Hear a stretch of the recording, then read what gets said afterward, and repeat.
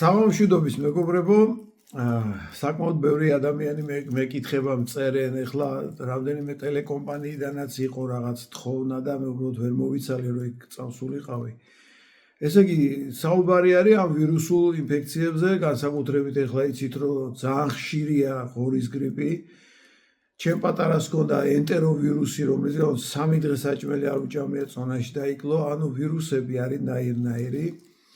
და მე გეტყვით რომ მივიღეთ იმის რომ ჩემ შვილმა გარდა იმისა რომ საჭმელი არ უჭამია საკმაოდ იოლ ფორმაში გადაიტანა ვიცი რომ ეს ვირუსიც ენტეროვირუსიც საკმაოდ მძიმე ფორმით მიმდინარეობს რწყევით, გულისრევით, მაღალი სიცხეები ჩემ შვილს არ ქონია და ჩემ შვილს იმუნური სისტემა მწყობრში აქვს.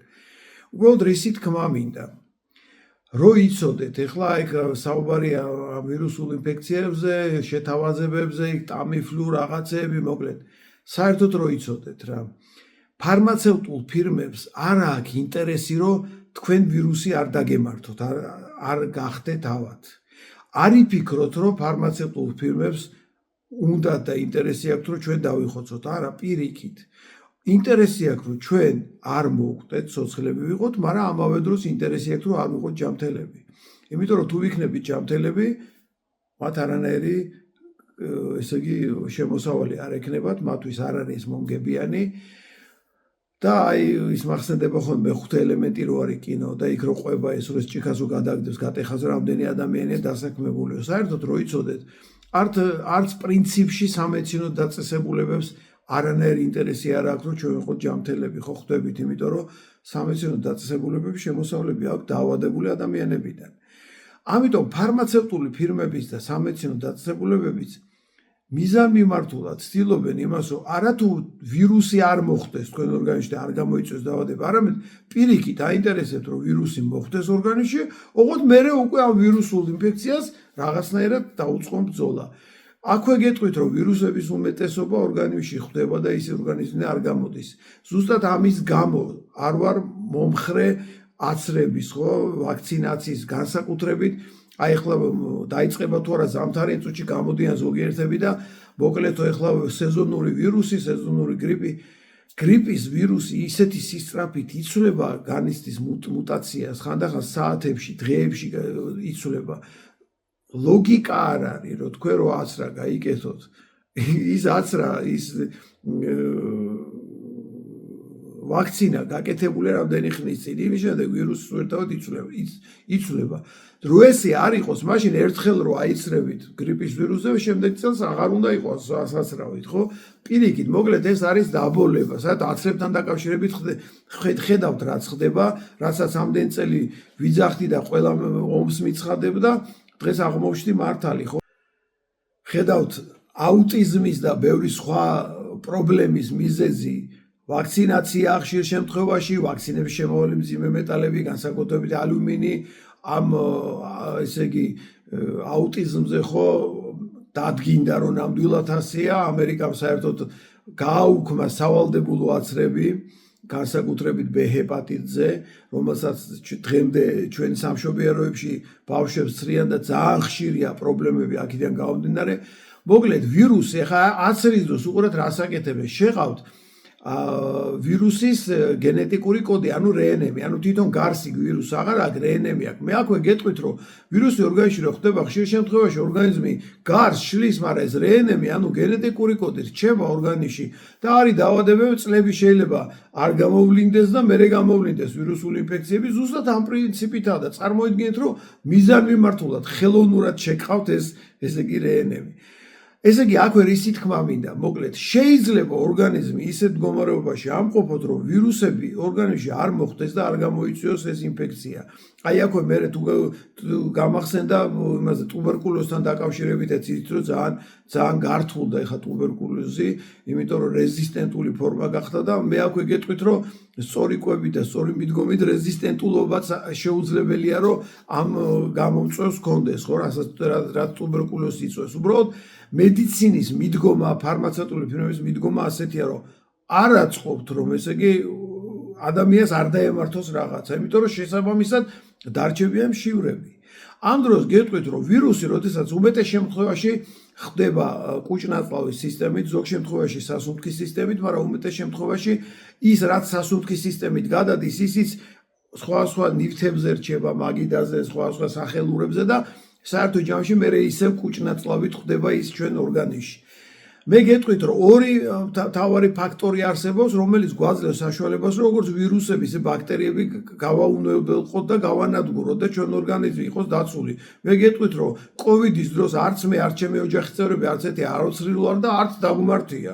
მიუხედავად იმისა, რომ სულ კონტაქტი მქონდა, ექიმი ვარ, პაციენტებს ხვდებოდი, მე გეტყვით, ორი ფაქტორია. თუ კუჭის მჟავიანობა გაქვთ ნორმაში და მჟავიანობის მაჩვენებელი pH-ი უნდა იყოს 1-დან 3-მდე, კუჭის მჟავა უმეტეს თითქმის ყველა ბაქტერიას კლავს და ვირუსებსაც დიდ ნაწილს ანადგურებს. თუ ვირუსი გადარჩა და გაძვრა გადავიდა ნაწლავში, ვირუს გარსი აქვს ცხიმოვანი წარმოშობის და იმას უკვე მეორე ეტაპად თუ ნაღulis ბუშტი, ღვიძლი წყობში გაქვს და ნაღulis გამოყოფა ნორმაშია, ამავე დროს პანკრეასიდან ემატება კიდე ცხიმის დამშრელი ფერმენტები, ხო, ლიპაზა და ასე შემდეგ. პრაქტიკულად ვირუსი თითქმის შეუძლებელია რომ გაძვრეს და მოხვდეს წვრილნაცლავამდე, მაგრამ წვრილნაცლავში თუ მოხვდა და მაინც გავიდა, იქ უკვე გვაქვს ჭიანაწლავი, აპენდიქსი, რომელიც საბოლოოდ ბოლოს უღებს ვირუსებს.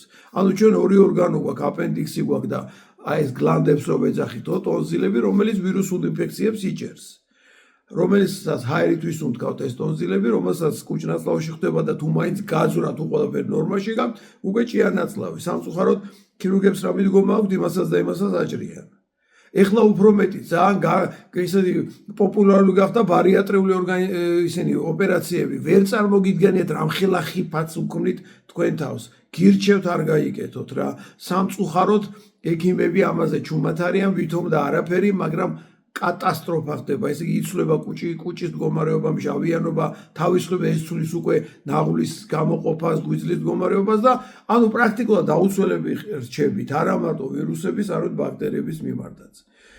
ანუ თავარი ფაქტორი რა არის, რომ კუჭის მჟავიანობა გქონდეთ წყობში და ამისთვის უნდა თავი შეიკავოთ ტუტე ნივთიერებებისგან, განსაკუთრებით მინერალური სითხეებისგან, სოდისგან და ასე შემდეგ და ადრე გახსოვთ, რომ პოპულარული იყო სოდიანი წყალი დალი, არაფერი არ დაგემართება, ან იგივე წყალბადის ზეჟანგი დალი. ეს ყველაფერი შეცდომა კუჭის მჟავიანობას უნდა მოუფრთხილდეთ და ამავე დროს გეტყვით, რომ აი თქვა ანტაციდებს ვინც იღებთ, ასევე მჟავიანობას აკვეითებს, პირიქით, თავარია რომ მჟავიანობა უნდა აწიოთ. ამიტომ არის დღეს პოპულარული ვაშლის ძმარი. ის გარკვეულად წევს მჟავიანობას აუმჯობესებს და 1-დან 3-მდე თუ ჩავიდა მჟავიანობა, პრობლემა აღარ იქნება. როგორ უნდა მივხვდეთ, რომ მჟავიანობა დაქვეითებული გაქვთ?